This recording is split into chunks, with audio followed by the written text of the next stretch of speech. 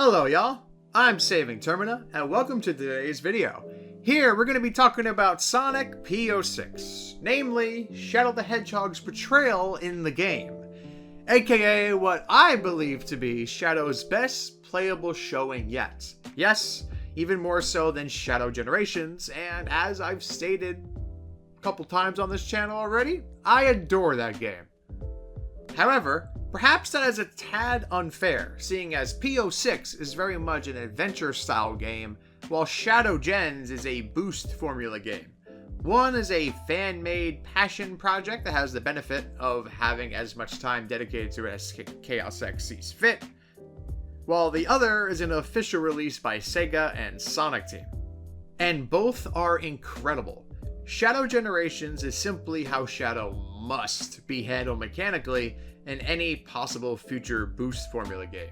The teleportation homing attacks, chaos spears, chaos control time stop, those core aspects worked beautifully in that game, and I can't imagine Shadow playing otherwise in a boost game now. Yet, in a more classic styled 3D game, a la the adventure formula, P-06 Shadow is simply peak Shadow. So, with that statement out of the way, let's get into what exactly makes P-06 Shadow, in my opinion, Shadow's best gameplay portrayal. And we'll be doing that by looking at his score attack. Yes, not his speedrun, but how to effectively get the highest scores as Shadow. There are plenty of great videos out there by well-versed creators on not just how Shadow's speedrun is in this game, but on P-06 as a whole. Instead, I want to focus on the other, less popular side of what makes P-06 an addictive game to play, and why Shadow is my favorite character to replay P-06 time and time again.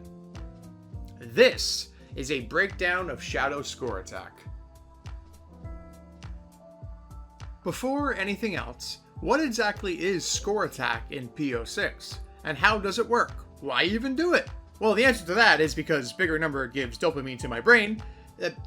To understand why Shadow's score attack runs are so fun, we first need to have knowledge on how score attacking even functions in the game. The most important thing is chaining enemies together in a combo. So what's a combo? A combo is how many enemies you can defeat while airborne and without touching the ground, chaining actions one after the other and doing what you can to clear out the monsters before you, and you see that delightful score tally kick in. Fairly straightforward, right? Right? Well, no. Enemies are not the only way to keep a combo chain going. You can also destroy objects like a box or rocks, doing a light speed dash upon a trail of rings, or even grinding on a rail. Each of these are common instances you can use to your advantage to increase that score multiplier. So, not touching the ground is a bit of a loose term rather than a rule. This applies for certain attacks in the game as well, and we'll get to that very soon. There are other methods to extend the tally of the score too, which brings us to Shadow's core abilities. Starting with the basics, let's discuss the fundamentals of Shadow's kit and how they differ in usability in score attack as opposed to the speedrun. Personally, I still use the legacy jump dash in score attacks. It ultimately is down to preference in score attack runs, so pick what's comfortable for you. I like the fluidity that legacy brings, so I stick with it. Plus, it can make certain tech easier to do, which I will explain a bit later in the video. The two moves I want to highlight first are the Tornado Kick and the Chaos Spear. Shadow's other base abilities like the homing attack and chaos attack are very standard and don't need much explaining, frankly. In the speedrun, the Tornado Kick is used for, well, basically everything combat related. It's broken. Like, actually broken. It's easily the best attack in the entire game, and it ain't close. It clears a room stupidly fast, further compounded by the fact that you can cancel a spin dash into the Tornado Kick. It boils Shadow's combat down to just this one move most times, and it's pretty lame, honestly. For the speedrun, that is. In score attack, not so much. The reason for that is due to the tornado kick keeping Shadow grounded. Thus, a far greater chance of the score tallying up where you could have gotten a higher combo. It's used in the score attack, but not nearly as frequent for combat because you want to be airborne, or if you want to delay the score tally timer. And how you do that is...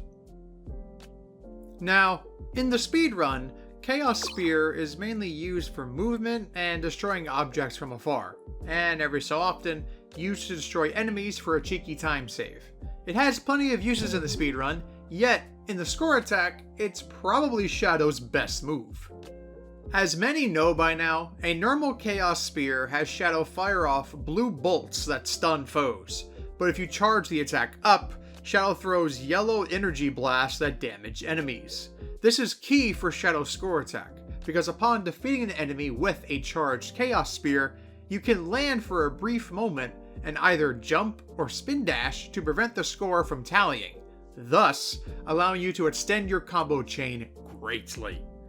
This right here is where the fun zone of Shadow's score attack happens, figuring out which are the best enemies to destroy with a Chaos Spear and how to best extend the combo from there.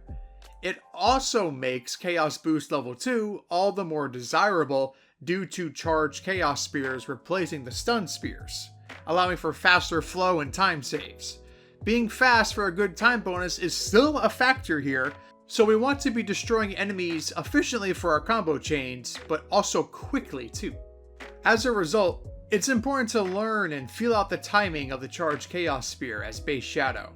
The charge time itself is a lot shorter than you may realize, so getting good at knowing when it hits full charge is great for flow and makes all the difference. Another note about Chaos Spear is how you can use this extension tech with it on objects. These include wooden boxes, rocks, anything that can be destroyed and give points. Hitting these objects tends to be easier in Shadow's base form, where the charged Chaos Spear throws 5 blasts on a spread, though it is random each time, whereas in Chaos Boost level 2, it's a single spear, and it's the same predictable angle each time. This allows you to do really cool things like this.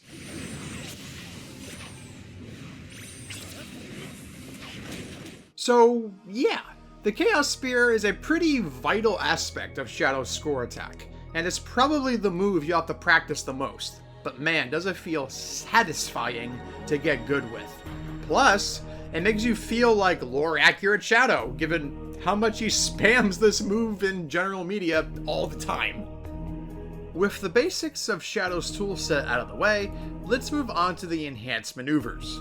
Chaos Snap is a great ability to have as soon as possible, which is why I didn't highlight Chaos Attack in the prior section. The Chaos Attack is always going to be a constant factor with how Shadow's homing attack functions, but while in Chaos Boost level 1, each hit deals 2 damage as opposed to 1. So, if you want to use normal Chaos Spears but have a better homing attack, finding a spot to pop into Chaos Boost and stay at level 1 for a bit is a great idea. The issue is simply finding the best chance to do so. There are some sections where having the longer reaching homing attack via Chaos Snap is a must-have though. Chaos Lance, the red energy spear that you charge up, isn't used too much in score attack. Ironic considering Chaos Spear is used a lot. That said, there's still moments where it shines. It can be better to use a Chaos Lance on a specific enemy, so your position is closer to another target, allowing for an easier way to keep the combo going. The primary reason you pop into Chaos Boost level 2 is for the quick Chaos Spears that deal damage, and not so much the Lance itself. With Chaos Lance especially, it's imperative to note that using it, as well as Chaos Snap, drain the action gauge faster with each use. This isn't much of an issue for Chaos Snap because the initial teleport doesn't use up any additional meter, while the following warps do. But Chaos Lance will always use up a decent chunk of the bar, so do be mindful of it, seeing as once you enter Chaos Boost, you almost never want to lose the buffs that it provides.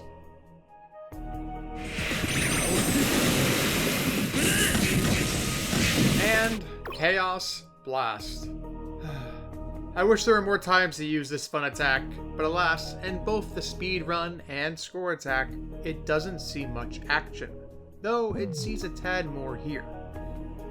There are two spots that come to mind where you want to use Chaos Blast, which is in White Acropolis Section 1, the very last room. You want to jump in the middle of all the robots and use Chaos Blast.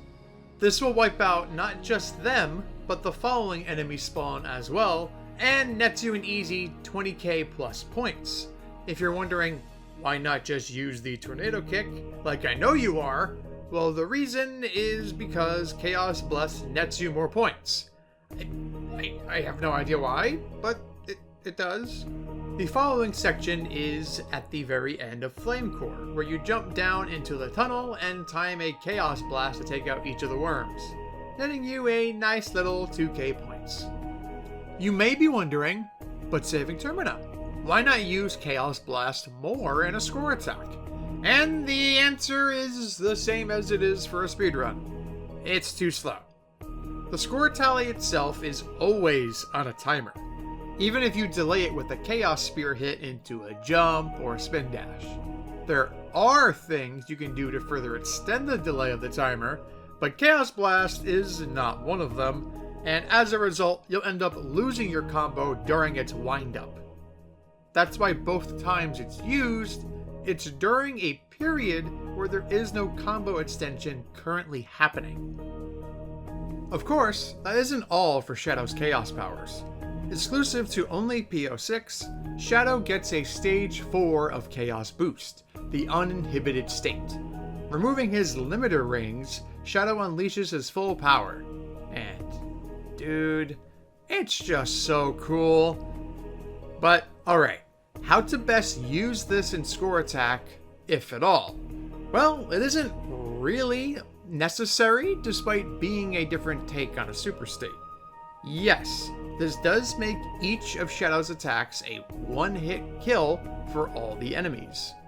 But this mode also zaps the meter at an alarming rate, so you really need to be aware of when to use it.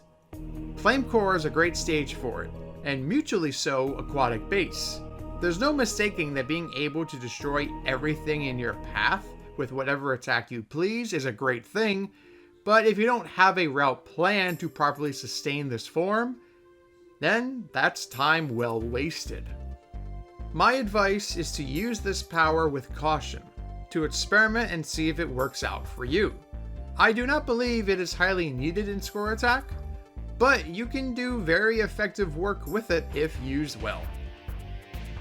The other half of what makes score attack in P-06 interesting isn't solely from the character's movesets, Shadow or otherwise, but how you can use the level layout itself to keep combos going, especially rings.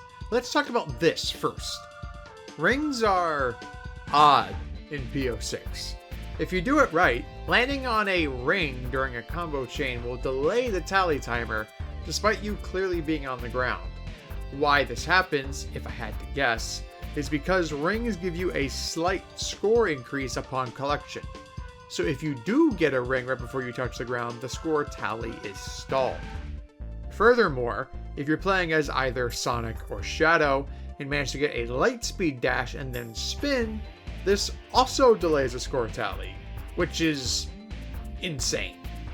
Rail grinding is another element to always keep in your mind when doing a score attack. It doesn't count as you being grounded, so this can be utilized as a means to go for big extensions. Meanwhile, rainbow rings you want to avoid if you have a long chain going, as these will ruin the combo entirely. This kind of feels like a possible bug or perhaps an oversight, but alas, you'll want to remember that too. Score attacking in P-06 and going for that new record is all about positioning, especially as Shadow. Flame Core provides such an example, where in these combat sections you want to save a certain enemy for last so you can more easily access the following enemies behind the door and keep the combo going for longer. It's another layer of mastery from speedrunning, boiling down to near perfection in play just to barely beat a prior score. Plenty of times when I finally get a new score, I think to myself, I'll never beat that. But then eventually, I do. And that feels amazing. It's a dopamine rush whenever I see that next big score pop up on screen after a long combo, complemented by the rainbow text as icing on the finely crafted cake I made of my enemies. While there aren't any leaderboards for who has the highest scores and what stages for which character, maybe such a thing can happen. Score attacking is not only a different skill set from speedrunning, but also a difference in knowledge checks too. A whole other half of this frankly amazing project that ChaosX has put together, and I find that to be an exciting possibility. So who knows? Perhaps one day a whole new side of this project will open up within the community. Either way, I'll keep playing. Here's to the next release whenever that time comes. If you enjoyed this video, do consider leaving me a like and perhaps even subscribing. I do have other videos lined up in the future for different topics, but until then, I have been Saving Termina, and as always, I wish y'all a good one. Adios.